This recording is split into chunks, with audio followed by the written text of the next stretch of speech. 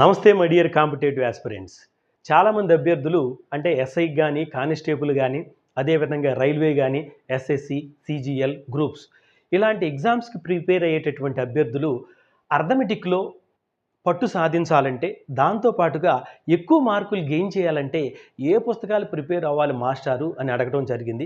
అందుకే ఈ వీడియో చేయడం జరిగింది. అయితే మొట్టమొదటిసారిగా గుర్తుపెట్టుకున్నాను, మీరు అర్థమెటిక్లో మీకు బేసిక్ పడాలి అంటే ఖచ్చితంగా అకాడమీ టెక్స్ట్ బుక్స్ 6వ తరగతి నుంచి 10వ తరగతి వరకు 6 to 10th క్లాస్ వరకు మాత్రం ఖచ్చితంగా నేర్చుకోవాలి.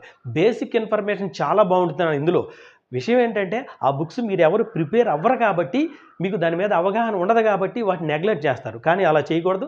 ఖచ్చితంగా 6 to 10th class books prepare అవ్వాలి. ఎందుకంటే 3 నుంచి 5 మార్కులు విత్ నంబర్స్తో సహా ఈ తరగతి నుంచి ఎస్ఐ కానిస్టేబుల్కి బిట్లు ఇవ్వటం జరిగింది నాన్న. సో మరి ఈ 6వ తరగతి నుంచి 10వ తరగతి వరకు ప్రిపేర్ అయిన తర్వాత నెక్స్ట్ ఏం చేయాలంటే మీకు కొన్ని బుక్స్ చూపిస్తాను చూడండి నాన్న. ఇప్పుడు నేను ఇదిగోండి, మీకు అందరికీ తెలుసు క్వాంటిటేటివ్ యాప్టిట్యూడ్ ఆర్ఎస్ అగర్వాల్. ఇందులో సో లెంగ్తీ మెథడ్స్ ఉంటాయి కానీ మోడల్స్ చాలా వరకు కవర్ అవుతాయి అన్నాడు ఆర్ఎస్ అగర్వాల్. సో మీకు 6th నుంచి 10th వరకు ప్రిపేర్ అయిన తర్వాత ఆర్ఎస్ అగర్వాల్ ప్రిపేర్ అవ్వాలి. సో ఇంకా టైం ఉంది అనుకుంటే ఇది కంప్లీట్ అయిపోయిన తర్వాత ఇంకా కొన్ని పుస్తకాలు చూపిస్తా చూడండి మీకు.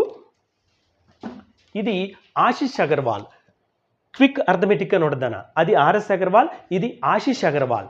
సో దీని తర్వాత ఇంకా మీకు కావాలి అంటే ఇక్కడ చూడండి, అరిహంత్ పబ్లికేషన్ ఆబ్జెక్టివ్ అర్థమెటిక్ అని ఉండదన, అరిహంత్ పబ్లికేషన్. సో ఇది కూడా నువ్వు ప్రిపేర్ అయిన తర్వాత ఇంకా కావాలి అనుకుంటే ఇదిగోండి చూడండి, క్వికెస్ట్ మ్యాథమెటిక్స్ అని ఉంది, కిరణ్ పబ్లికేషన్. ఓకేనా?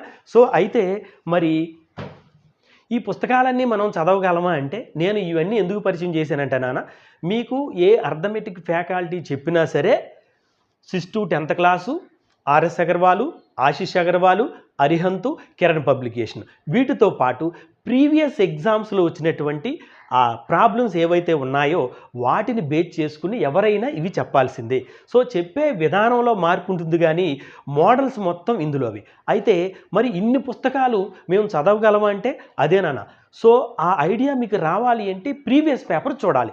ప్రీవియస్ పేపర్స్లో సపోజ్ రేషియో అండ్ ప్రపోర్షన్ నిష్పత్తి అనుపాతంలో నుంచి ఏ మోడల్స్ అడుగుతున్నాడో గమనించి దాన్ని కొంచెం అటు ఇటు అంటే ఇంకొంచెం ఎక్కువ మోడల్స్ ప్రిపేర్ అయితే సరిపోతుంది నాన్న. సో ఈ పుస్తకాలు చూసి మీరు భయపడకూడదు. ముందు ప్రీవియస్ పేపర్స్ని గమనించండి. Thank you for watching.